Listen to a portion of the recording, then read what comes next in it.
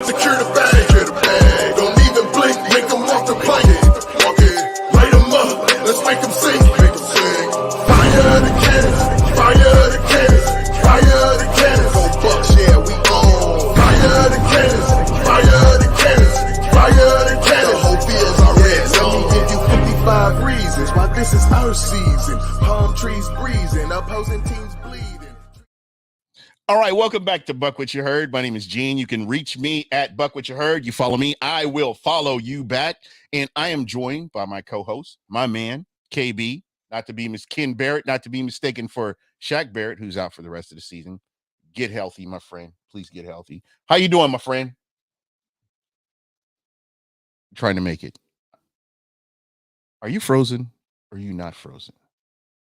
I think he's frozen. I'm going to go with he is frozen right now. And I'm just going to kind of take over the holy shit. The talking points here. Still frozen, but you're still like in this stoic state here. But first off, I do want to shout out Shooter in the Stash. Thank you for allowing us to be on your platform to talk football, Bucs football, Cigar City, so on. I'm back. Oh, my man is back. What's going on? I don't know, man. My internet's been fuzzy today. Yeah, I totally get that. Adam Davies from across the pond, taking time to check us out, man. You are greatly appreciated. It's like 1 a.m. their time. Exactly. And that's the dedication. That's, I will be hanging out with UK Bucs next year, 2023. I will try to catch a watch party somewhere. I think I'm going to make it happen. Shout out to Nestor Cervantes and Will the Brewer. What's going on, guys? We are definitely trying to get back to fan-centric, doing more with the listeners. And again, I do apologize. I want to do more for you guys because I really appreciate what you guys bring to the show. And without you, there wouldn't be a show. So thank you so much. Chris Cole, thank you for, chiming in and checking us out. It's greatly appreciated. So, KB, the elephant in the room is right now, we don't know what type of Bucs team we really have here. I know there's been a lot of injuries. We've talked about coaching. We've just talked about a whole number of different things that are factoring into why the Bucs are, the Bucs are in first place. And this is the irony here. Bucs are in first place in the NFC South, and the Bucs control their own destiny. I don't know, some of you guys, old schoolers, pre Jason Light, pre Bruce Arians, you remember a time where this time of the year, the Bucs had to do some mathematic hula hoops and figure out how they were going to get into the playoffs. But right now you're looking at a Tampa Bay Buccaneers team that controls its own destiny. And it's going to be really interesting to see what Tampa does down the back end of the stretch here and if they can actually pull this off. KB, what are your thoughts, man? Gene, have you ever, you obviously have, but remember those days when you took a standardized test, man? You had all those choices and then always number D or letter D, all the above. Exactly. That's the answer, baby. That's the answer. It's all the above. And we're gonna take a little positive vibe. I think everyone has seen my true opinions on Twitter as of late. I mean, there's a lot going on wrong, and I really Brady is part of it. And I want to talk about how do you fix it. I mean, it's cool it's understandable to be mad. It's understandable to want better for your team. But how do we get there? What needs to happen? I mean, we've all seen the games. We've all watched, struggle through games, whether it's been, I think this has been the most dominant game that a team has come in and just took it to the Bucs this year. But what does Tampa have to do to get back on track? I mean, realistically, what can they, let me put this question another way. What can they do to get back on track?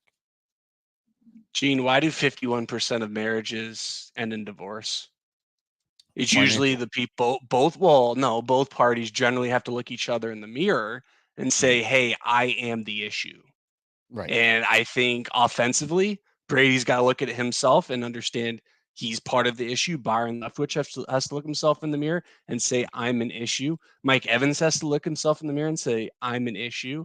I mean, the Yeah. offensive line collectively, they're doing okay. But, they're still not exactly world beaters. Mhm. Defensively, we say this the past 3 years. Defensively, I mean, it's just, hey, they're due for a clunker every now and then. We know Shanahan and Mhm. McVay kind of own bowls, so Mhm. like it wasn't a surprise to me. The surprise is that we didn't even do what we did against the Chiefs, which is, hey, we're alive. Right. Well, I want to get to the point where we're talking about, okay, this is what we need to do to improve. Hey, Michael Pless from Real Bucks Talk, yeah, friend of the show, a permanent fixture, a staple here. Hey, Thank you for coming on, man. Appreciate you. what's up, guys? How are we doing? Good, real good. Yeah. I'm taking a different spin here. I want to talk about. I know the Bucks don't have a lot of positives, but there are still positives, things that they can build off of to win games. Because right now the Bucks control their own destiny, and they can march into the playoffs with momentum, or they can back in, and you never know what's going to happen. But for you, when you're looking at this team, plus, um, what are ways that they can improve that you're seeing right off the bat, just high level, that they can improve on to put themselves in a position to win some of these important games down the stretch? Oh man, it's tough. You're already in week 15, and we're Mhm. not seeing much improvement going forward till this point. So, not sure what they can do right now. If it was me, I would just simplify everything and not try to make it too complicated, and hope your players go out there and play to their best ability. And for whatever reason, that hasn't happened. Plus on that point right there, Yeah. I want to ask you, when you look at Purdy, do Mhm. you see how they scaled back the playbook and put him in a position where he can make plays? That's kind I of think I because in the Miami game is where I kind of saw it. mhm. I think they did something with the playbook to simplify it a little bit for him in that game against Miami, because Miami threw everything but the kitchen sink at him. And, he's got the checkup from the neck up in, these past couple of games, and he's been very successful. But I don't know, maybe am I seeing that wrong, where it seemed like they simplified some of the plays and they lean more on their running game and speed and space with Christian McCaffrey.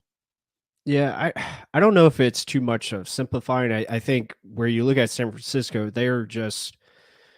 they're playing so well right now. I mean, obviously winners of six straight, and everything is just clicking for them, and they have a great coaching staff. Again, Yeah. coaches putting their players in positions where they can be consistent. I think that's the biggest thing, being consistent with their execution, understanding who they are as a football team, understanding their identity, understanding how to attack opponents the right way. And now, as far as the game on Sunday, there was a lot of mistakes from the Buccaneers side of it, and that definitely helped San Francisco take advantage of those mistakes, and they definitely did. And there was just a lot of football, like John Ledger talked about it today, and I saw it on tape. Mhm. I only watched a little bit of the tape because I was kind of scared to look at it. I was like, this is going to be bad. But yeah, I watched a little bit of it, and you can just see like just certain errors where guys are not in the right position. Guys should be at a certain spot or just playing a certain technique, and they're not doing it. And San Francisco, definitely made us pay. And Yeah. but yeah, I mean, it's just knowing what they do, and but also schematically, they're game planning against us and finding matchups that fit them well, and they're attacking it consistently. And obviously, it worked out. Yeah, absolutely. KB. I mean, I'm kind of with Pless there. I kind of went back and watched just a couple key situations just to see kind of what we were doing. I think most of it could be seen live, but it was just really disappointing to see. Like each week, it kind of seems like the poor tackling comes in the second half. Mhm. Offensively, it's you're down 3 scores and you're still trying to establish the run. And one of the biggest things that concerns me is, I mean, Brady's still on pace for the most passes ever thrown in a season, where the whole narrative is, hey, let's, not have him throw as much. Let's incorporate more running the ball. We have two good. I think we have two good running backs. I think Rashad's still obviously better. Lenny has a role on this team, and if used effectively, I just really want to see this team, establish themselves early in the air, short, easy passes. Robert Griffin III tweeted that out this morning. Just get any kind of rhythm going. Every throw for the Bucs shouldn't be this low percentage kind of throw or just a screen. If we're just going to call an easy pass a screen, like we have to be a little bit more creative, but also, like as Plus is saying, keep it simple enough to where you can still move the chains and then kind of expand your horizon. I would love for this team to get up to a 7-0 lead, get the ball first, for instance. Just go down, score a touchdown. Byron, if you do that, you can run 9 straight times for 3 straight punts, and I guarantee you it's going to be a 7-7 versus 10-7 or 7-3 game. Like you're still in the game. You can still run even if you throw 60-70% of your first drive. So you're saying play more situational football? I'm saying playing smart football is more, and I know smart's subjective, but it's putting yourself in a situation to succeed. I mean, we're seeing right now where our offense is having to play not only like, when they do score a field goal, it's 15 play drives, and then they're only settling for threes. And then all of a sudden, Mm. the game flow is just really poor, but you have the opportunity there to utilize your playmakers. Hey, even if it's once a quarter throwing a 50-50 ball to Mike Evans. Just say, hey, Mike, if I see you one-on-one, let's just throw a ball. Maybe we get a pass interference. Maybe that makes the defense, not play 8 in the box. Maybe that sets up your next first down run when you take a shot on 1st and 10.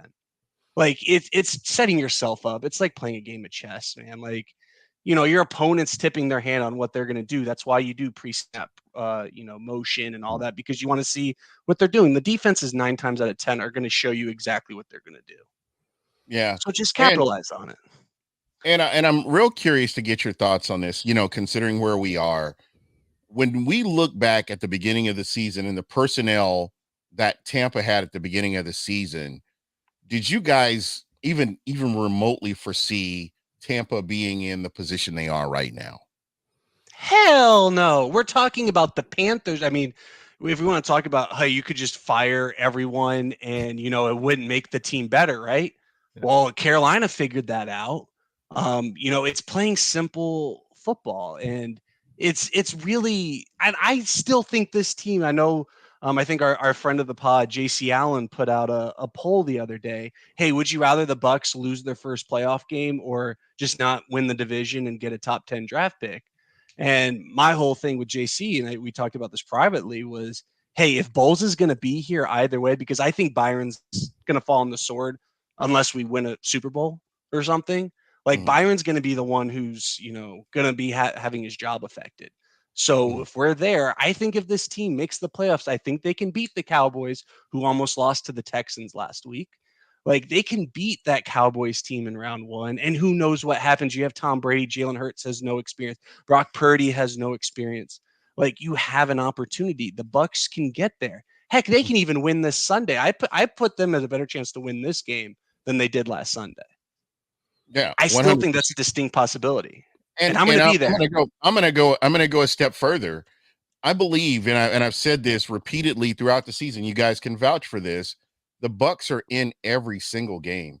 I think the Bucs, if they played a great game last week, the Bucs could have won that game last week. And I'm going to stick with that. But just when you factor in play calling, when you factor in, do your job, when you factor in a lot of things, and there's enough blame to go around for everybody.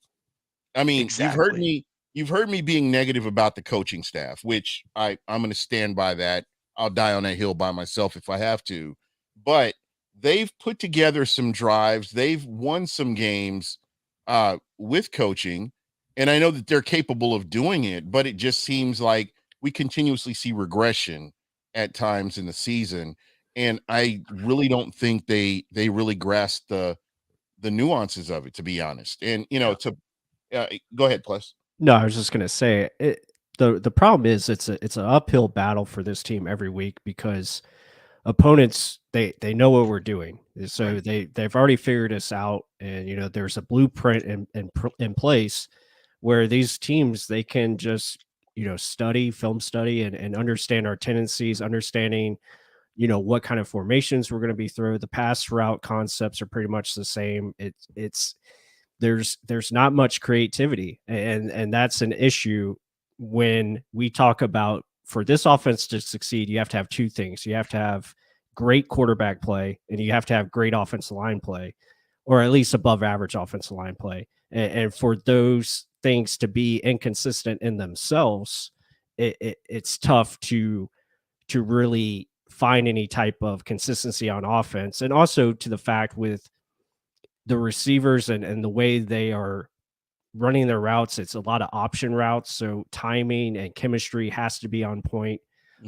So there's a lot of things, a lot of nuances to the offense where if it's off, it's just not going to work. And for most of the season, that has been the case, but it's also a scheme issue and a lack of understanding how to change things up within the same formation or variation. We've seen some of it where they've done some like rocket backfield things. They've done some, fake screens and stuff like that. We've seen it at times, but they just don't play to their strengths enough. And that's another issue where you're so good at play action and they use it. They don't use it a lot. Like they don't use it at all. And it's very frustrating. Is that more of a relationship to the type of scheme they run, or are there options to do that, or what do you see in just when you look at film breakdown, because you've looked at games throughout the season? Yeah. Why is it timing? Is it because of the scores? What would lead a team to get away from something that works so great for them? And I'm Gene, going to say it works. can I answer this with a stat real quick? Yeah, go for it. Between both of you, so we know the Panthers had a huge, I would say, upset win against the Seattle Seahawks on Sunday. Gene, plus, what percentage of the Panthers' plays resulted, or total yardage resulted from play action? Any guesses? Probably 60. a high percentage. What do you think? Throw out a number.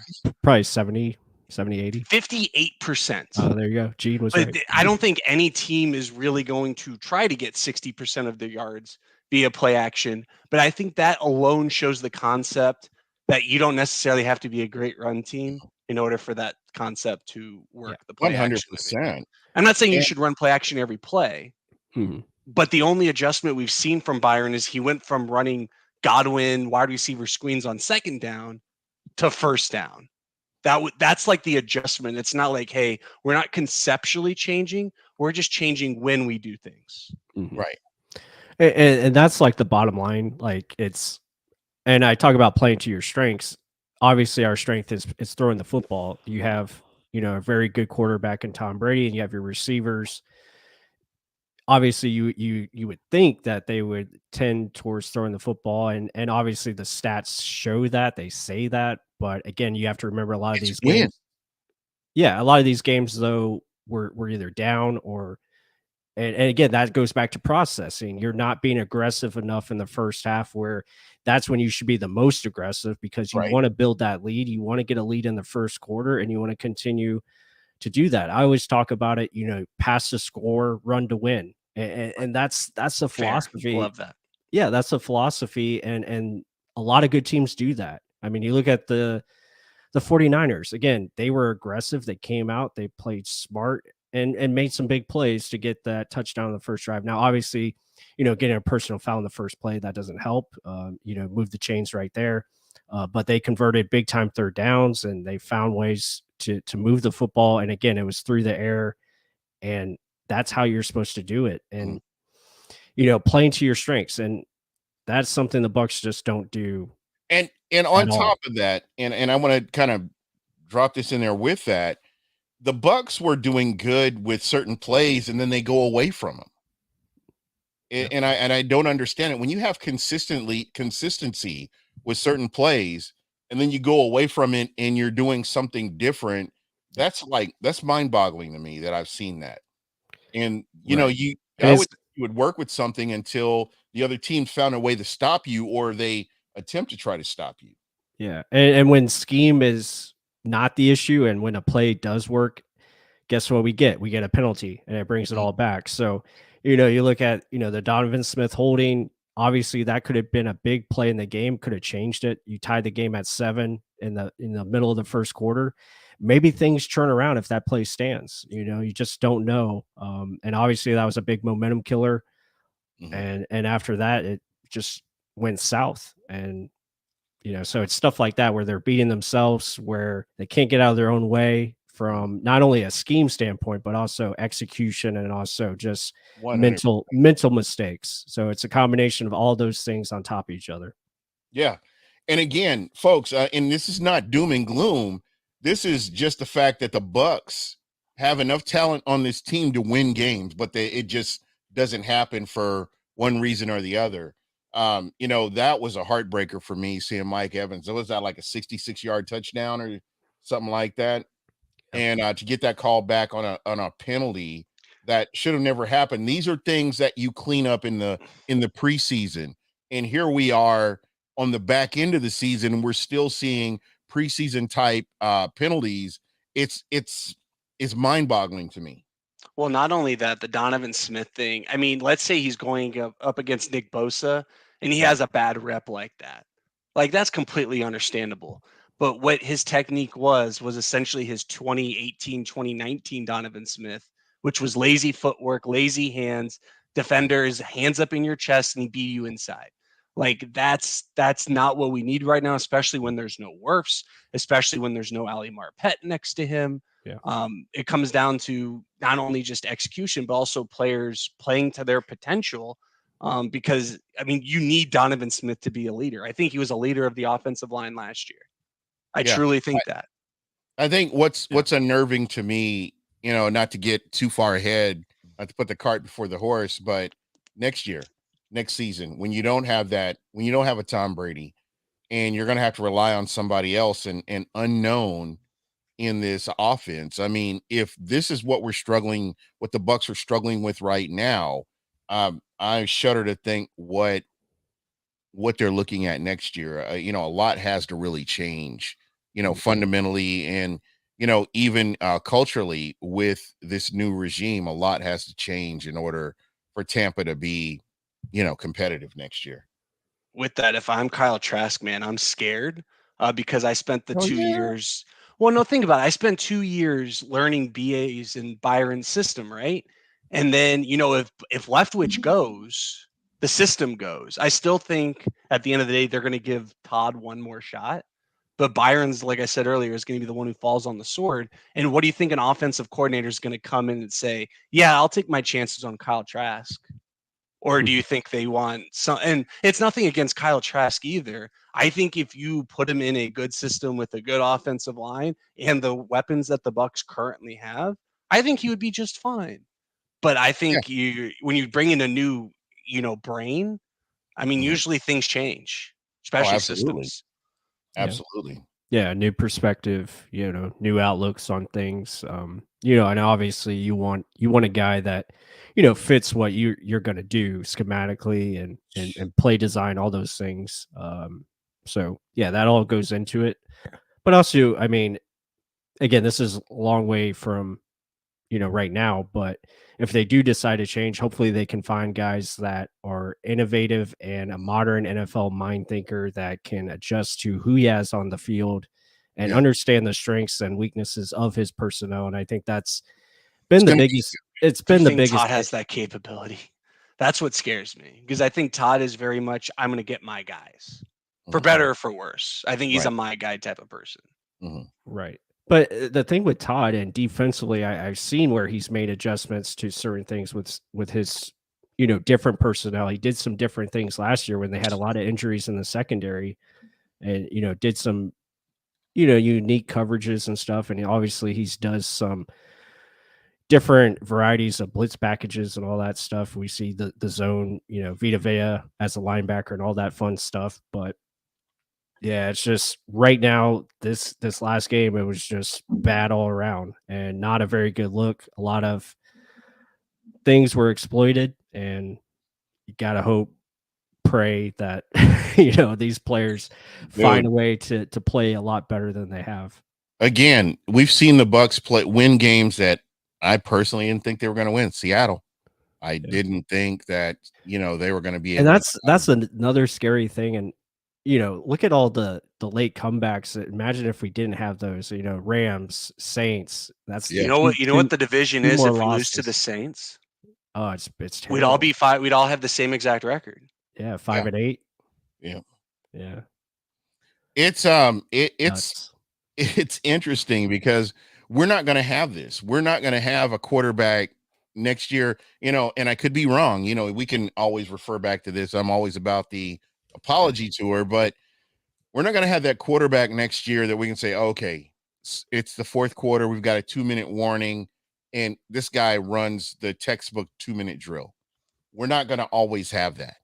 And to me, appreciating what Tom Brady does, regardless of his skills declining, which I'll be the first to admit his skills are declining, but he can still go out and he still knows how to read a defense, which is better than I would say 60% of the quarterbacks in the league as far as identifying what a defensive package is or how things are coming at him. We're not going to have that anymore, and just we have to get used to the fact that kind of going back to maybe 2018, maybe 2019, depending on who the quarterback is. Yeah. Yeah, it's going to be a reset, that's for sure. Obviously with you're going to have to do some things with the cap. You're going to have to, sign certain players that you want back, and there's going to be a lot of players that leave. There's Oh yeah, going to be a lot of Exodus. changes. There's a lot of 1-year contracts Yeah. too, and guys like Keanu O'Neal who stepped up. Mike Edwards, Jamel Dean. Right. Like when you're 50 million over the cap, you got to make some decisions. Yep, Yep. Yeah, a lot of restructures, a lot of manipulating, and I always say the cap isn't real, and I stick to that because it's true. there's It's a ways you myth. can do that. But again, you put a lot on the credit card, so you have to figure out how to, manipulate that debt, maybe find ways to get some loans in there and fix your issues. So a couple of things right now. The Bucs are facing the Cincinnati Bengals coming up this weekend, and in the horizon, you've got the Bucs facing the Dallas Cowboys in the playoffs. Mhm. So, do you guys foresee this team figuring it out? I mean, there's still time to figure some things out. You get some people back from injuries. I think you may get Tristan Wirfs maybe 1 or 2 games. Is that fair assessment, or is it Yeah. injury a lot worse? You Or need him back by Carolina at least. You need him back Yeah. then. I think, and I think I've said this at least on Twitter in the group chat, but I think they have a good chance to win the last 3 games. I don't see him winning this week because Cincinnati's just on fire. It's kind of the same thing as San Francisco. They're just finding ways to win football games. And, I think the last 3 are very winnable, especially with Arizona losing Kyler Murray. And then you look at, ooh, that was a bad injury. yeah, Carolina, Atlanta. So, Yeah, thoughts and prayers out to Kyler Murray. I don't wish injury on any NFL player, period. And that was just it's crazy. And those types of injuries, I mean, with the technology, it's easy to recover from, but psychologically, check up from the neck up. Sometimes players don't recover from that mentally. So it's going to be interesting to see what they do. yeah. Yeah, I think Kyler should have. I think he should think about baseball here soon. Yeah. Justice Muhammad said, find another defensive lineman who can push the pocket. Logan Hall is a disappointment. I'm going to say this, and I've said this about any player that was drafted, high or low. This is his first season. I give three to 4 seasons, depending on how people adjust to see what you have. And I think the Bucs have brought him along the way I thought they would. They don't have high expectations for him to get out and do everything, but next season I do expect market improvement over this season. But I think he's a guy that will factor into this defense very heavily moving forward. Yeah, I mean, defensive linemen are tough. They take longer to progress and develop. So you got to give them some time. You know, not everyone is a instant impact like a Nick Bosa or Joey Bosa or Khalil Mack or those guys where they're just good right off the bat, or even an Aiden Hutchinson who has been pretty good for Detroit. So it takes time. You look at Joe Tryon-Shoyinka. I know he's got a lot of criticism this year. He's another one that just has to continue to develop into it, his game, and hopefully it comes around for him. I think I have lower expectations than a lot of people because I think that he will eventually bloom into something. I look at well, that's the thing. You got to look at the expectations. I think you're right on the money there. These guys are not going to be 10, 12, 14 type sacks seasons. They're not going to be those guys. I mean, I think for JTS, you're hoping he can be an 8 to 10 sack guy, maybe at the max. But he's, got a long way to go from that standpoint. And then Logan Hall, I think you're hoping for, maybe potential down the road, six sack guy where he can get in there and, make some, pass rush moves and continue to develop. But yeah, it's tough, especially as a rookie defensive lineman. There's a lot of adjustments you have to do. You have to grow as a man, and you're facing grown men in this league, and it's tough learning body strength and positioning angles. All that stuff comes with time and development. And guys, in the chat, I want to hear from you guys in the chat. I do have a question I'm putting out there. I'm going to start with you, KB. And for me, well, I'm going to start with myself first. Is there one player that the Bucs should have really targeted to bring back this season that they didn't? And for me, it's Ndamukong Suh. And I know a lot of people have felt like he's lost a step or two. I've always felt like Ndamukong Suh is consistent, and he's continued to do what he needed to do to get better. He's always conditioned his body to be ready to play. And here's a guy that's he's not injury prone. So to me, I would have loved to have seen Ndamukong Suh come back to the Buccaneers. Unfortunately, it didn't happen, but that's my guy. And for you, KB, who is that player? And it doesn't have to be somebody that was a former player. It could be somebody that the Bucs had an opportunity to bring in, but they just didn't do it. Is there JW33? JW33, my man Jordan Whitehead.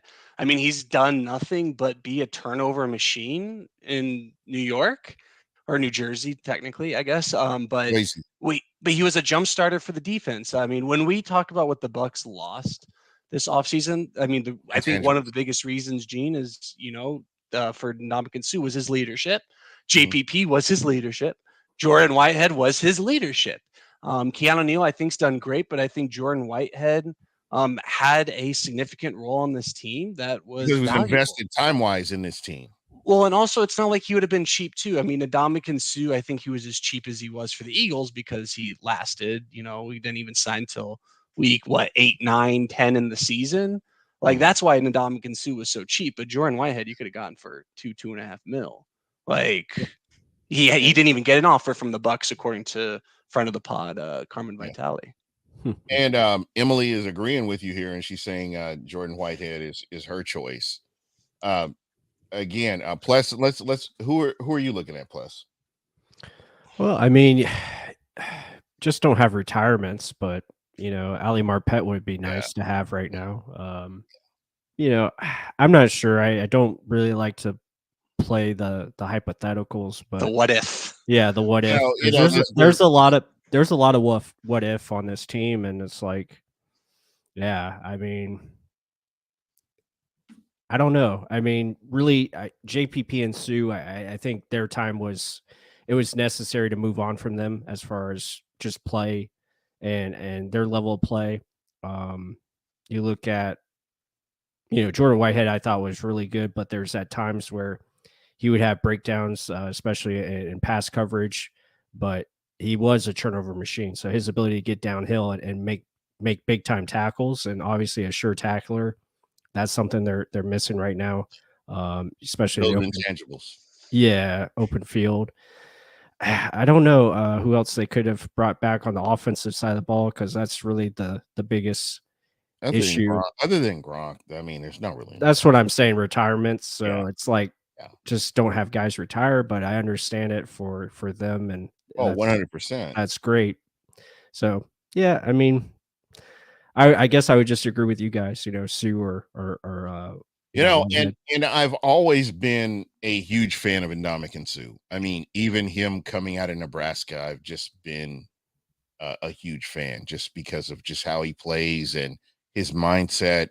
And then, the later on in his career, since he's been a Buccaneer, understanding like how he does things with Wall Street. I mean, this guy is going to be a freaking billionaire. When he retires, when he's totally done with the game, he's going to be a billionaire. I can tell you that right now. Yeah, But, I enjoy his tweets. He does a really good job with his dude tweets. is super smart. Yeah. And I think that factors into a lot of stuff. There are players and former players that I love because they're smart. They're geniuses. I love them, man. And I love that kind of thing. Yeah, Peyton Manning. Yeah, Peyton Manning. Really, high football IQ. Tony Romo. Idiot, Cam Jordan. That moron is going to get love because he's good on TV, but he sucks. But again, not to get on Cam Jordan, who, if there's anybody, I mean, me, I hate the Atlanta Falcons, but Cam Jordan, if he wasn't for the Saints, I wouldn't really care about the Saints too much like other people do. I just don't like this guy. But anyway, that's neither here nor there. And I think a lot of people are saying Sue and JPP. It was good to see JPP making plays for the Ravens still. I know his time has come and gone, but just to see him still being able to make plays in the NFL makes me happy. Former USF player and playing for the Buccaneers, and just what he meant to this defense, turning this defense around when Jason Light traded for a 3rd round pick for him. Great investment for this team, and he really put this team on the right track. Adam Davies says at this stage, Alex Kappa would be nice to have back. No, he's not been good. Yeah, he hasn't really. Is he playing this Sunday against us? I haven't check the looked yet. injury. I didn't see him on the injury report, so I'm Okay. guessing. Well, is he a starter? Yeah. Oh, okay. You pay someone $10 million, better be a starter. Well, I mean, I haven't watched the Bengals super closely. I'm just right. I just didn't know because I know he's getting roasted early on in the year, and I know it's kind of Yeah, carried over. And I know remember. their offensive line's gotten better, but not necessarily Alex Kappa, from what I've at least heard and read. Gotcha. Yeah, I know. I've seen the tweets about their tackles and having issues. Obviously, anyone has issues against Myles Garrett and Jadeveon Clowney. So and I don't think those guys get enough credit. People always try to disrespect the opposing team's offensive line, but you have to factor in that these guys are good at what they do. They are dogs. Yep. Unless you're Josh Wells. I love his I love watching his tape, man. It was funny. He is definitely effort. I love the effort all the time. Especially when he gets spin moved and he's, trying to do whatever he can to get in the way. So that's great. There you go. Adam, and this is no slight on you or what you're saying. I understand what you're saying, especially with the state of the offensive line. But again, I don't know what the Bucs could have done. I don't think the Bucs were willing to overpay Kappa, so they were cool with letting him walk. They got a great replacement. I mean, Shaq Mason, for the most part, quite the upgrade right there. Well, yeah, for the most part, he's been very reliable. Has done his job. No news is good news. It's always good. Yeah, yeah. So he's done really good, and obviously, Hainsey has been more than serviceable. Nick Leverett has really stepped up, and now it's just about getting consistency from that left tackle, and obviously, Tristan Wirfs hopefully comes back. So, have we heard anything? Where is he at with his recovery? It's a high ankle sprain, so I know he's starting to work with the trainers, which is great. That was today, and hopefully, he just continues to move forward.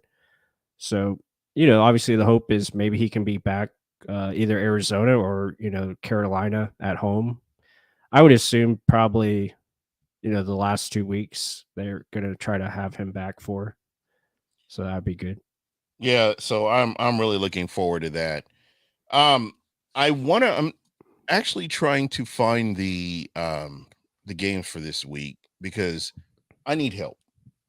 And I'm in last place in my pick'em league, and it's disgusting. Yeah, It's I'm eight games back from first. So I don't know if I'm gonna catch up to Jay Edward. He's on a roll right now. Yeah, it's something in the beer. I'm pretty sure it's something in the beer he's drinking.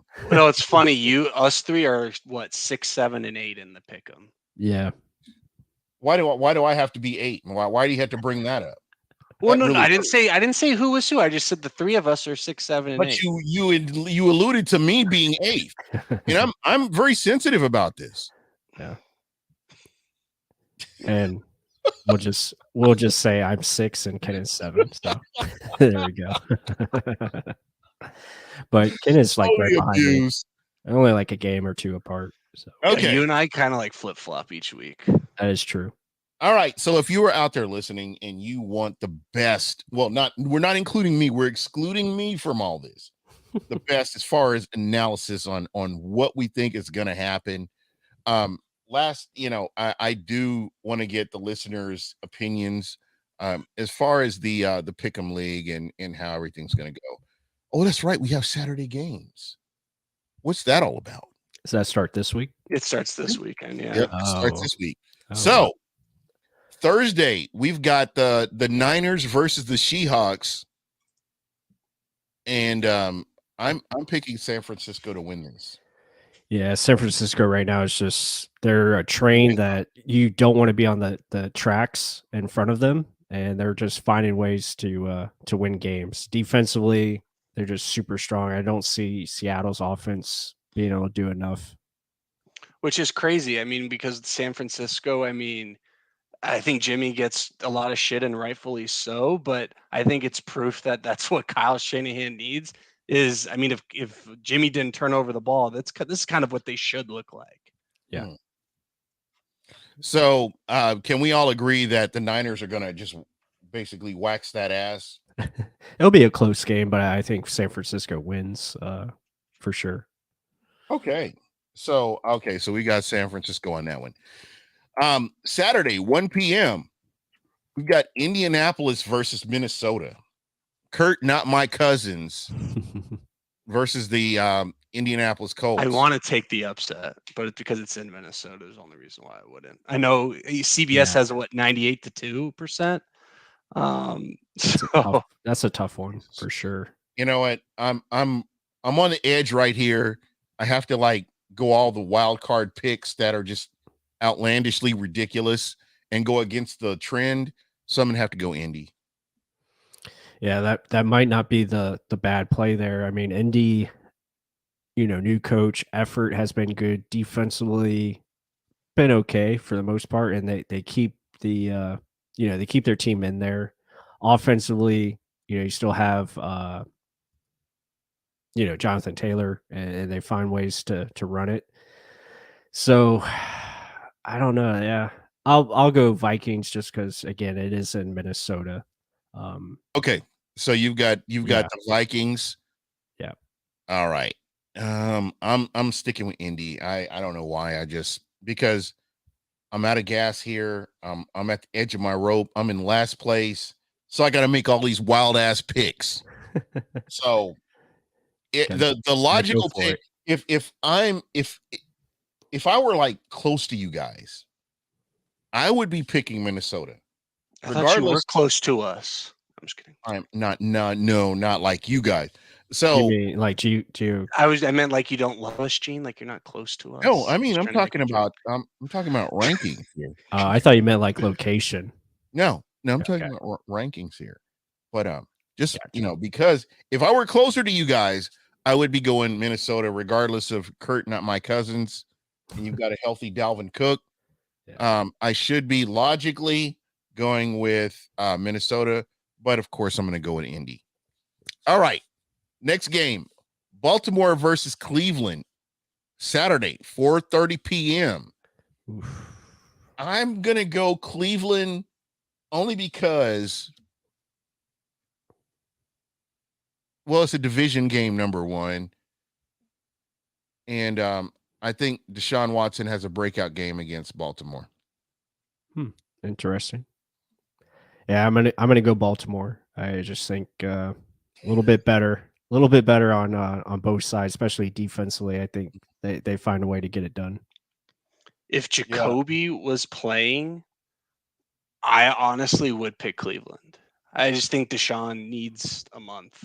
I think he needs like 4 or 5 games to really. That's what I mean. Like, he hasn't played in 2 years, so I think expecting him to come out of the gate is kind of ridiculous. But yeah, I'm going to take Baltimore too. But it's going to be interesting. They might be down to their third string quarterback, so that changes things. Yeah, absolutely. Is Lamar out for at least a while? I think Lamar's like week to week. Huntley got injured last game and was taken out. That's right. So that's a good point. Yeah. And Emily, I don't think I like your tone talking about I'm on an emotional roller coaster because I'm a sore loser.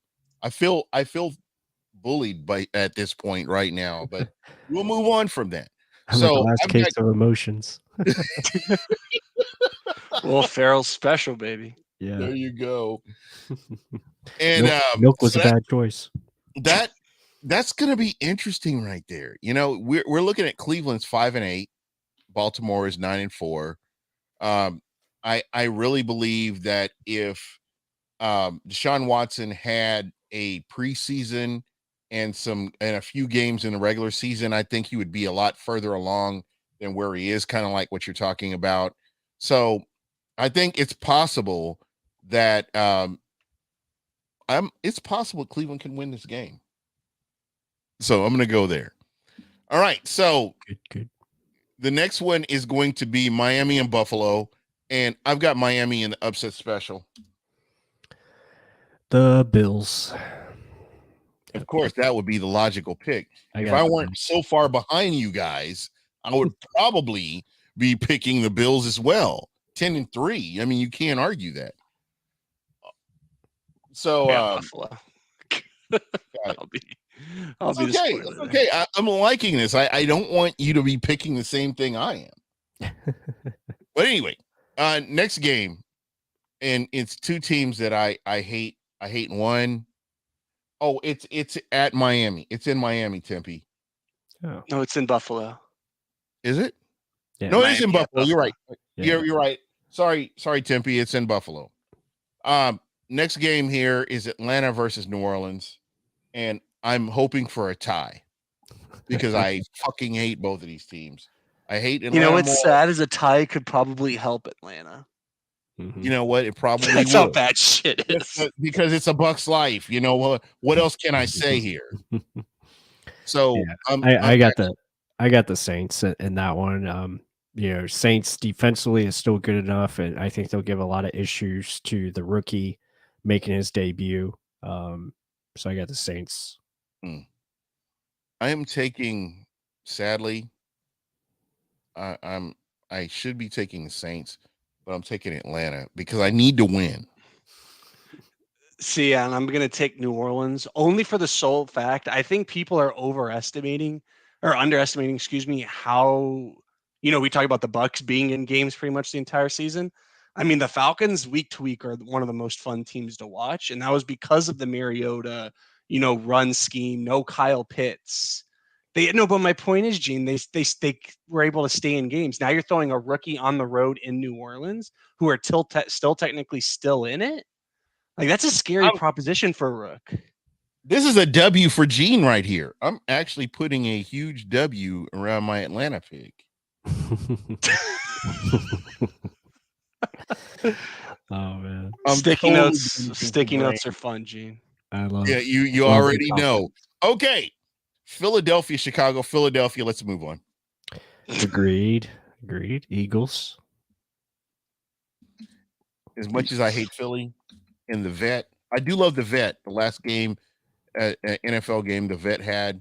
I'm happy with that. Happy with the results. Fuck Philly. But anyway, all right, we can move on to Detroit versus the Jets, and I'm taking Saleh and the Jets to beat Detroit. I got Detroit. I'm taking the Jets, baby. Yeah, I got Give Detroit. me the defense in the cold. That's right. Robert Saleh. Give me some sauce. Saleh better not let me down. You better not let me down, Saleh. Detroit, baby. All They're right. on fire. They're on fire right now. All right. And this is the game right here. This is a game. It's two matching records to see who comes out on top. Pittsburgh versus Carolina. That's tough. Mitch Trubisky's playing quarterback. Is he? Carolina. It's in Carolina. I'm taking Pittsburgh. Yeah, I'm going with Pittsburgh as well. Defense. Well, I'm taking Carolina, like I was saying. I'm afraid that Sam Darnold has one more trick up his sleeve, like the whole way. He started 3-0 with them last year. I mean, that's an easy narrative to run with. Is he the starter now? Yeah. Sam Darnold? Wow. Yeah. I didn't know that. That's why they're winning. That's crazy. That's why they're winning. Yeah. Okay. I've been asleep for the last month, I guess. Yeah. Okay. The evil empire and the Dallas Cowboys versus Jacksonville. Jack and kill. Cowboys. Jacksonville. I'm just going like all bizarro picks here. Yeah. Jacksonville had a good upset against Tennessee. So yeah. Well, was it really an upset when you consider it's Tennessee? That's true. All right. This is gonna be the game right here. Lovey-dovey in the Houston Texans versus the Kansas City Chiefs. Chiefs. I'm taking Lovey to pull it out. In Illinois, Gene, that's how you dig yourself into. Yeah, this is why you're in eighth place. This is why I'm in eighth place, right? Yeah. Okay, you should be copying the people who are ahead of you. I cannot do this. I literally cannot do this and root for lovey-dovey. So I am going Kansas City. All right, so we've got that done. Okay, so we've got the Denver Donkeys versus the Arizona Cardinals in Denver, Mile High Stadium. Kickoff 4:20. I've got nothing. I honestly don't know. We let Russ cook and he burned the hell out of everything. Do we want to let Russ cook anymore? I'm taking the defense. Yeah, I got Broncos as well. Hey, somebody send him the link to Uber Eats because he don't need to be cooking shit right now. So nobody's taking the Donkeys. Nah. No You point. think Colt 45 McCoy is going to be better than? No, I took Denver. I took the Broncos. I don't have the Cardinals. I don't have the Cardinals winning. Oh, okay. Guess I got to go Arizona. This is the hometown. No, actually, this is on the road. They're on the road. Oh yeah. Well, that's where you live, Arizona. Yeah. All right. So, New England and Vegas. God bless. Why are these games so hard to pick? I have Patriots. I'm going Patriot games too. You know what? I'm going to switch it up. Give me Vegas getting Hunter Renfrow and Darren Waller back. Are you I just serious? changed that one on my end. Okay. That's true. I originally had New England, but now, I mean, McDaniels, if McDaniels does, I mean, he's done terrible this season, but if he beats Bill, I think that's a fun narrative. So I'm going to take it. You know what? True. I like that. I like where you're going with that. And it's home. So, I mean, Patriots got to go West Coast. Yeah. So Yeah. I think, partying in Vegas. Okay. Belichick at the casino, spending all his money. Raiders win in the big Roomba. All right. So we've got that pick out of the way. Now, Tennessee Titans and the LA Chargers. You know what? I didn't realize that Tennessee had 7 wins this season. Mm-hmm. Who the hell knew? I mean, they were until a couple weeks ago. They were like a low key, like top 3 seed. Mm-hmm. Then they've dropped the last couple. Yeah. Do I want Tennessee? Do we? Hold on. Let me. I got Chargers. Go Chargers, go. Give me the social media guy. Yeah. Herbert. It'll be okay. So you guys are taking Justin Herbert. I'm gonna go Chargers too. Yep. This is crazy. I'm going Chargers. See, Gene, now you're using your brain. Yeah, don't look at the record. That's how you get in trouble, man. Do you guys follow the PFF podcast at all? Which one? The main one with Steve and I only watch Real Bucs Talk and Buck What You Heard religiously.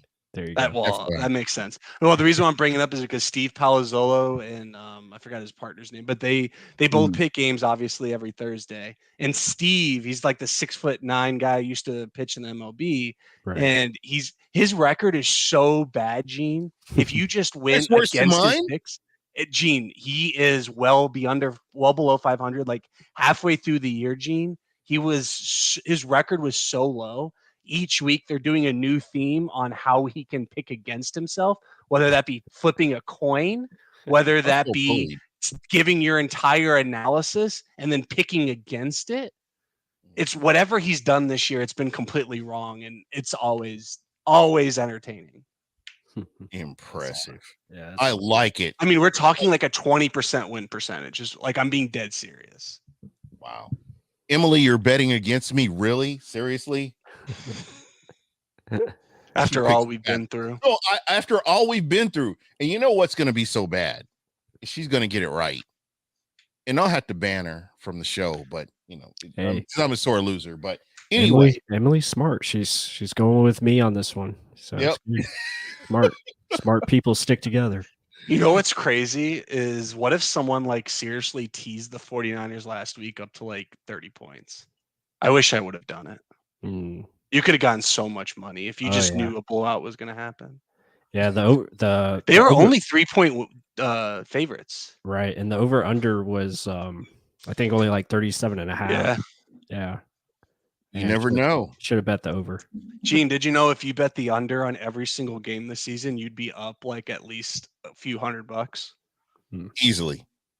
I failed myself. I'm talking like $10 bets here too, everyone. Yeah. Not like of course, big condos. I spend that double, triple that on beer. So it could definitely happen.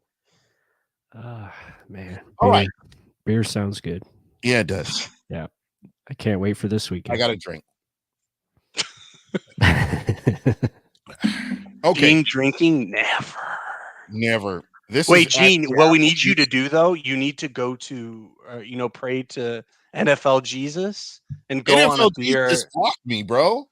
Well, no, you need to abstain from beer because when you did that last, we won a Super Bowl. You know what? That's we did. Okay. We'll talk about that offline if I really want to make that commitment. But anyway. Got 4 weeks to turn this season around. Yep. That's 4 weeks of no beer plus 1 plus, that's doable. That is doable. Just a good solid 8 weeks. You'd be fine. Solid 8 weeks of no beer. Yeah. For the Bucs to win it all. Hell yeah, we'd do it. That's a commitment. That's what I'm talking about. I'm going to take one for the team. But anyway, not now, but as we move forward. Cincinnati, Tampa Bay. Bengals.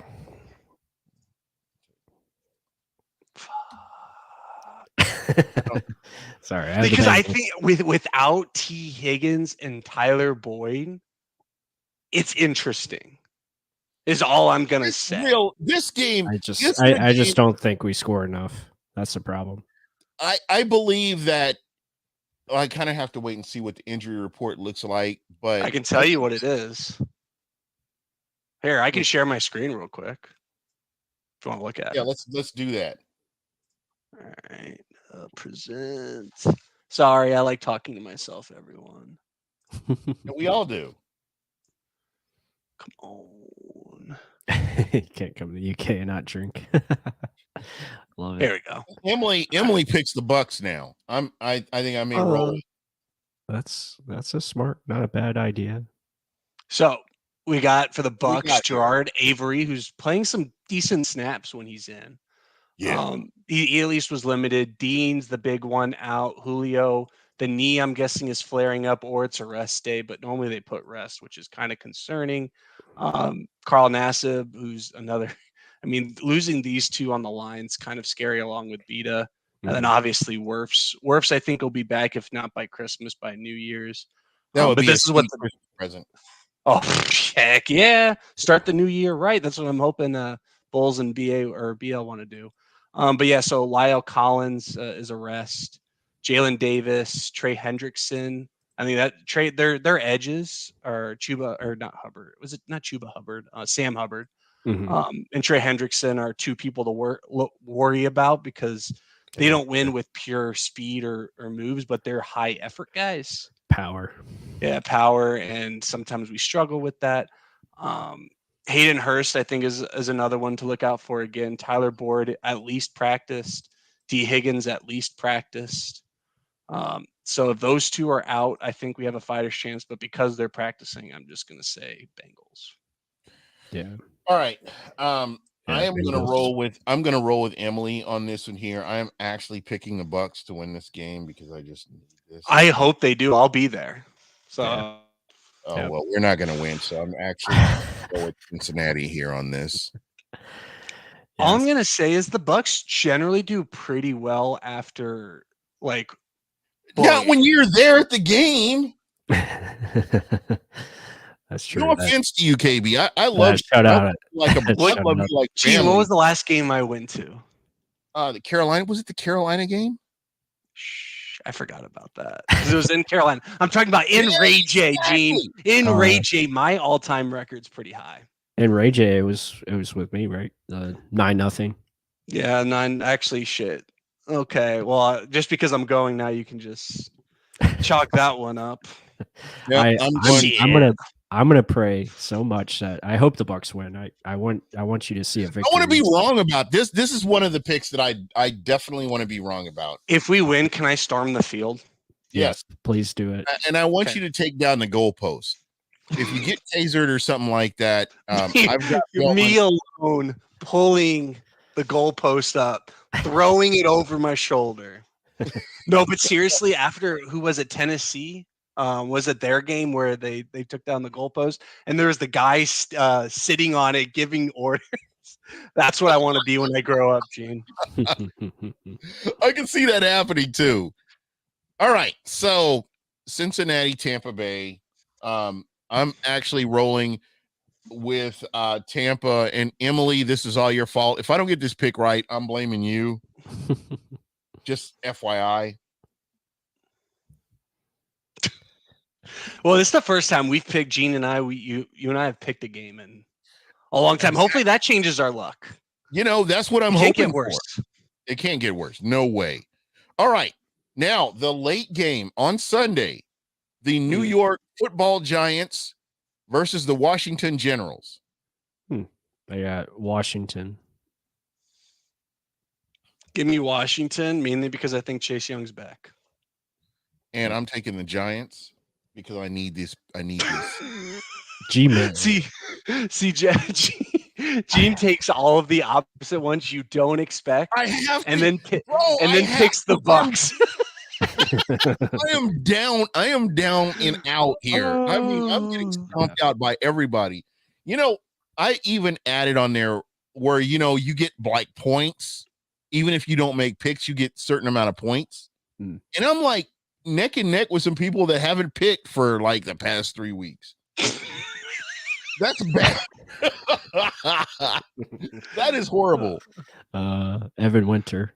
Yeah, I want to know what Jay's putting in his beer. I hate Christmas. Oh, Evan Winter hates Christmas. By the way, FYI, everybody, so you know about that guy. The man still hasn't seen Die Hard. I know. Yep, He's the lump of Crazy. coal you get in your little stocking on your mantelpiece. Speaking of Die Hard, Gene, did you see what I sent you earlier? I love that. I want that in my The life. Die Hard Advent I calendar. n- Plus, please tell me I- you saw that. I need that in my I think life. I've seen it. Was it in the group chat? It might have been. I haven't seen it in the group chat. I'm sure I someone saw- posted I it. do need that in my life. Just I so saw the ornaments and all that stuff. Yeah, I saw there's a whatchamacallit, a Bruce Willis jumping Yeah. off the building ornament, Gene. It was so beautiful. It was. All right, so Adam Davies, a man that I trust his opinion. Not this time, but normally I trust his opinion. Normally, he has the Commanders, and Emily is siding with him against me on the Giants. The Commodores. I love it. But it should be the Generals, the Washington Generals. Yeah. You ever watch Harlem Globetrotters? You know what I'm talking about. But anyway, not important. All right, so we've got a real wing dinger here. Last pick, the L.A. Rams of Los Angeles, the Fallen Angels, previous Super Bowl winners, now current, I don't know what they are. The Fighting Baker Mayfields.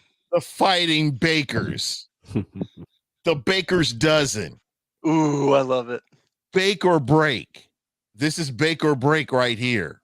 Low key, Green Bay can sneak into the playoffs. I'm just gonna throw what's that out all there. about? Okay, Because the Commanders and Giants are basically beating each other up, and Green Bay's slowly winning that game. They win that game. They beat the Cowboys. You know, they go into the bye. They're only a game or two out.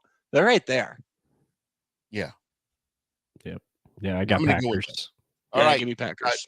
My man Tempe is saying the Rams, as he thinks the Baker's Dozen can make it happen. Bake or break in that division. You guys are taking the Packers. I'm gonna have to go with the Bakers, the Rams Bakers. All right. So I think Baker's got another couple of tricks up his sleeve. I don't know what they are. They may not even be good tricks. They may not get, any applause from the audience, but there's some tricks that he's gonna try to pull in here. All right. The Super Bowl champs, the Tent City Blues.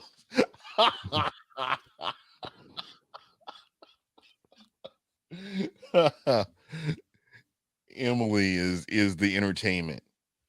So and Adam is saying the sheep. I've got Rams in the Baker's Dozen here.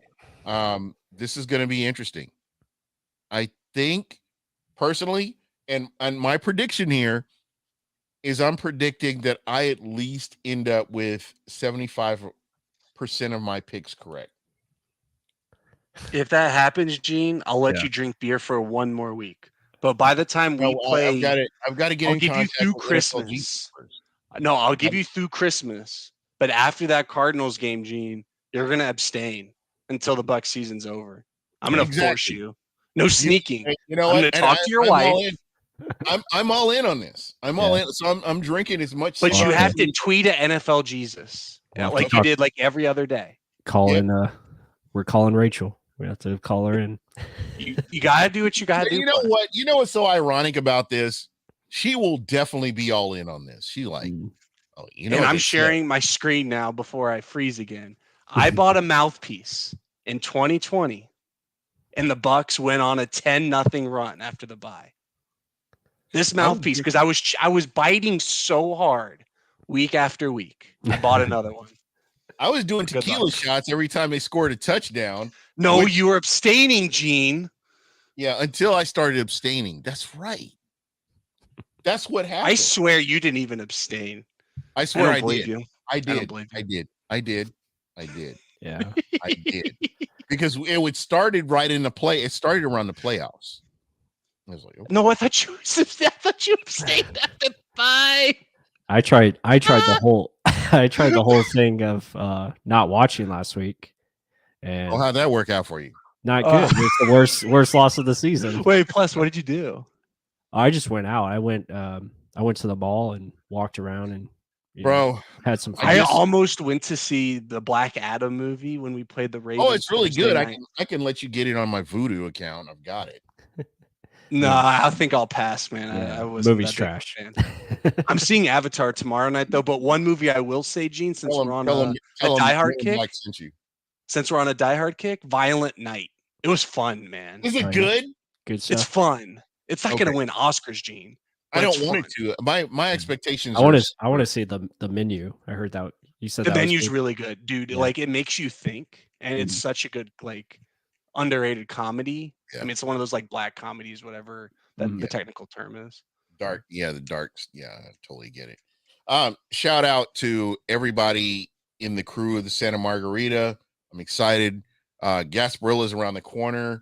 I get to hang out with my man Pless. I get to hang out and do crazy stuff. And I will be in Tampa. Wait, is Gasparilla before or after the Super Bowl? It's before. It's going to be before. Well, Gene, you can't drink. Can't drink, Gene. It's funny. Well, Plus, now I'll have they're Plus watching eliminated, you too. but if Tampa's eliminated by that time, it's all bets are off. Oh no! If they're eliminated, you're good, man. Yeah, you have that's true. nothing. You have nothing but sin there left. No, I mean like it's Gasparilla, man. So and I did want to say this. Shout out to the guys over there at UK Bucs. I was drinking with all of them. I mean, beer for beer. I gave a good showing for America. And I'm proud of Next time you're over there, Gene, you really need to have a boot. You think so? Woot. Das Boot, man. Das Boot. Have you seen Beer Fest? Yes, I have. I was about to say you need to have like a movie marathon, Gene. We're gonna strap you down to a very comfy chair. So and I got to tell you guys, I think the next movie, I just watched Trading Places last night, so that's off my list now. And did you like it? I love Trading Places. I watch it. It's part of my rotation. So do I go National Lampoon Christmas, or do I go It's a Wonderful Life? See, I'm not a National Lampoon's Christmas Vacation fan. I've seen it once, didn't really like it. I literally tried watching like 3 days ago. Couldn't do it. You're even, man. Okay, so what about Wonderful Life is really nice. It's a very good another story. Die Hard in there? I know Die Hard 1 is what I my go-to. Live Free or Die Hard is great. I love Plus on this hill. You know what? I'm right there with you, man. I'll die on this hill with you, bro. Honestly, the best Kevin Smith cameo ever. Oh yeah, that's a great movie. I love it. Wonderful Life is. But isn't Wonderful Life is nice. Isn't It's a Wonderful Life more of a Christmas Day? Because you put that It's with just it's better than A Christmas Story. I'll say that. Yeah, it's just a really good story. And also, it's very good for just life story in general. So yeah, really. I know what's crazy. Like 70 years ago, people didn't like it. You know what? I also like Christmas Vacation. So I love. See, I only laughed really at the Christmas light scene when he's trying to plug it in, like and then like the wife Beverly D'Angelo, who's also in Violent Night, by the way. Right. I love her as Babs from Entourage. But when she flips it up and then it works and he thinks some miracle happened. Like I laughed, but it just didn't hit for me. So is Roadhouse a Christmas movie? Roadhouse is great. Yeah, Roadhouse is great too. But is it technically a Christmas movie? Yeah, no, that's the question. It's just action, great Patrick Swayze. I think that it should be subjective what you want as a Christmas movie. That's true, but I feel like Christmas has to be in the plot in some way, or it has to be Christmas songs. Like there has to be something in there. Because I'll fight somebody about saying that Die Hard is not a Christmas movie. It's so good. And such a great Christmas movie. You'll get movie. some seasons beatings out of me from me if that's really the way you want to go with it. I mean, you have it right there in the opening scene. I mean, when the guy comes up and kisses Bruce Willis and be like, "Merry Christmas," that's all you need right there. Well, the song, the end movie is, "Oh, the weather outside is frightful." Right. Like that. I mean, it ends on that. It takes place on Christmas Eve. It's a Christmas party. It's Christmas, baby. Yeah. I really want this season. And machine guns. The season's beatings. I wish that was out so I could watch it at home with some popcorn and just. Mm. But now I got to go to the movie theater to see it. Bad Santa. That's another good one. Bad Bad Santa. Great comment. Bad Santa needs to go into the rotation. Okay, I will be putting just all the listeners. I am moving Bad Santa. Will be in the Christmas movie rotation here. Yeah. Anybody else have anything you want to contribute here? Kiss, kiss, bang, bang. Mm. Bro, it's so good. I was trying to get Taylor to watch it the other night. So I've got Christmas. I've got the Christmas Story with I've got the Grinch. Of course, we got the Grinch in there, but that's Christmas Day. I proposed to that movie, so yes, it better be So, up there. do I want to throw Elf in there? Yes. Alpha's great. Yeah. Elf. Oh my God, it's Santa. Santa's here. I know him. So I've got Polar Express. Okay, so let me give you my rundown here. Hold on one second. Polar Express. Yeah, I was going back and forth with people on Twitter last I mean, night if I've been drinking, Polar Express is not working because it was a snooze for me. Yeah, the night before. Have you seen that movie? It's like a Christmas party with Seth. Oh yeah, Seth Rogen. Yes, and all of them. It's actually low key pretty good.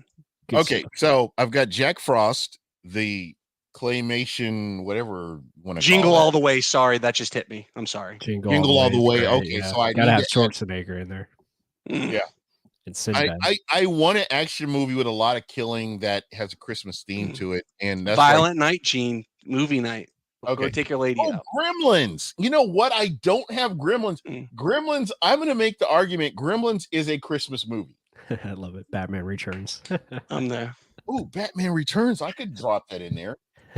I wish one of the Purge movies had been a Christmas. We haven't even said Home Alone.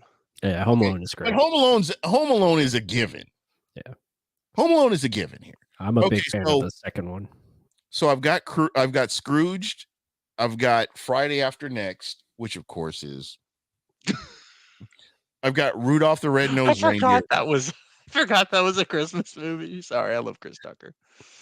Frosty the Snowman, Santa Claus, The Christmas Carol, the one with the animation one with Jim Carrey. Oh yeah. So we've got that. I've got Trading Places, Home Alone 1 and 2, Christmas Story, and How the Grinch Stole Christmas. So now it looks like I'll be and It's a Wonderful Life, of course, is on here.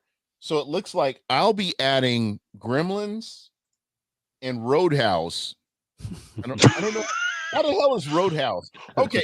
Whoever said Adam, how is Roadhouse a Christmas movie? If I just need a definition, I need an understanding of how this works, and we'll just kind of go from there. Have any of you seen Bad Moms? Bad Moms is good. Bad Moms, the sequel is Bad Moms Christmas. Oh, I haven't seen that one yet. Bad Moms. Okay. Hold on. It's actually pretty good. But Gene, if you ever want a flash of what I used to do, JJ Watt literally played my character in Bad Moms 1. Or not my character, like what I did for a living. That's awesome. Teach coach and all the parents like fighting over their kids' playing time. A Bad Mom's Christmas. She's giving a lap dance to Santa Claus. Okay. I'm all in. Well, it's the guy from This Is Us, the attractive actor brother. He's like in that, and it gets kind of risque when he's in there. Yeah, cool little cameo though. Because I'm a huge Kristen Bell fan, so I'm all in. Oh, and Susan Sarandon's in it. No, that's right. Susan Sarandon's one of the moms, I think, like one of the grandmoms. We can't.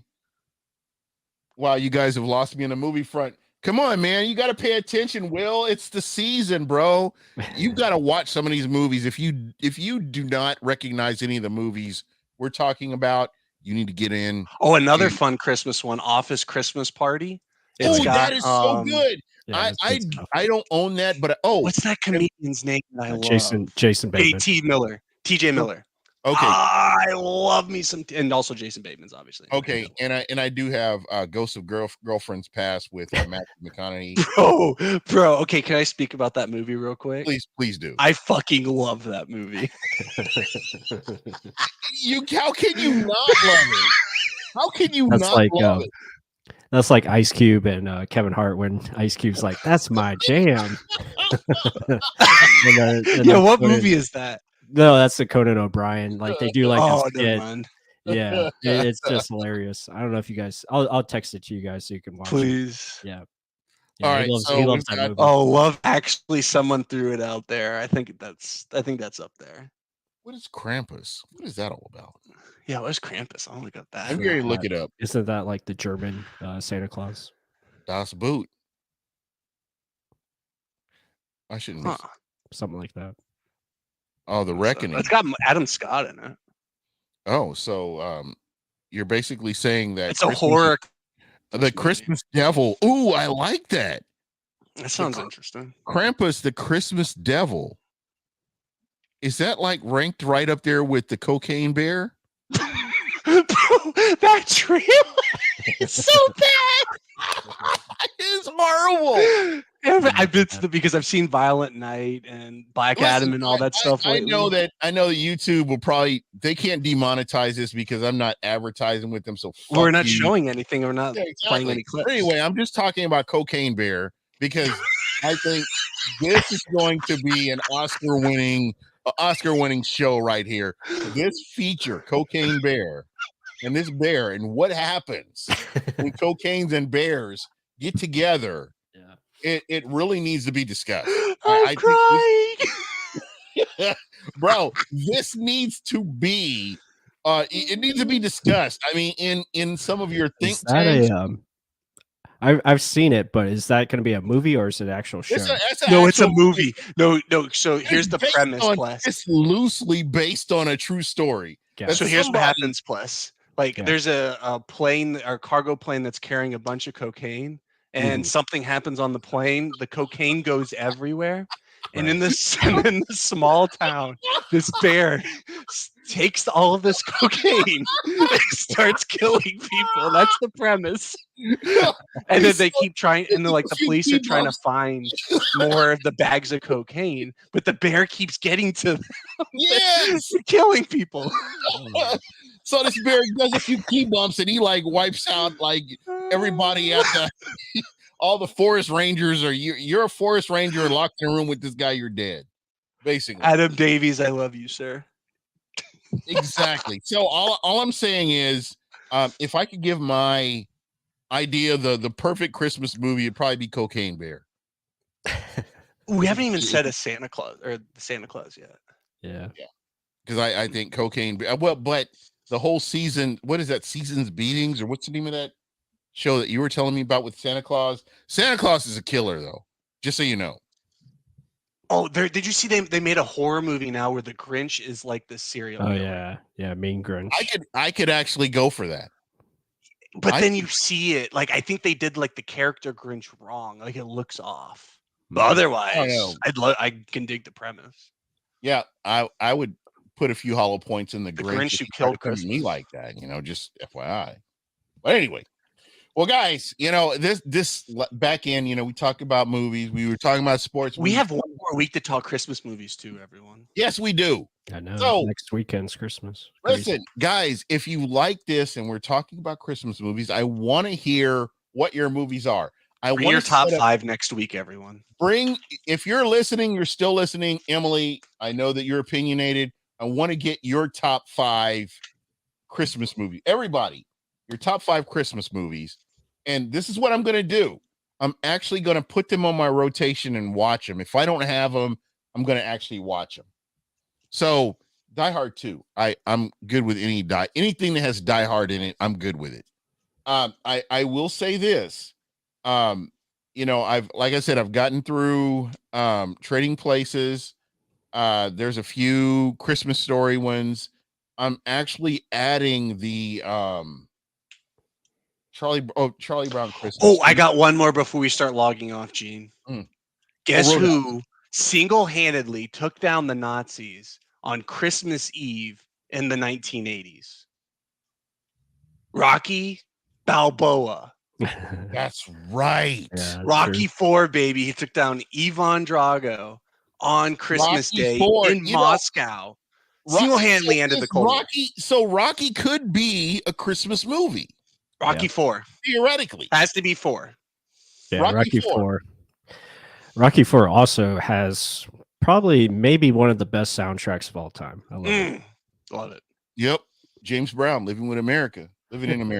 Honestly, like that should be like the lead into like fights. I'm not even gonna lie. You know what? I wish I could find a way to not get copywritten for doing that.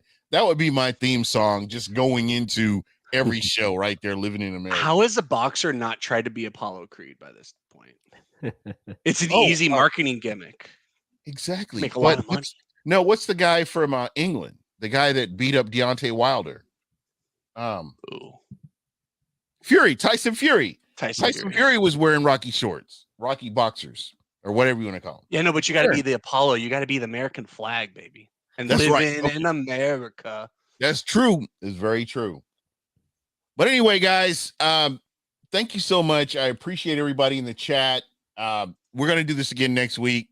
Again, come up with your top 5. Tempe, thank you so much for being proactive in doing this. Die Hard, Trading Places, Bad Santa, Home Alone, Charlie Brown.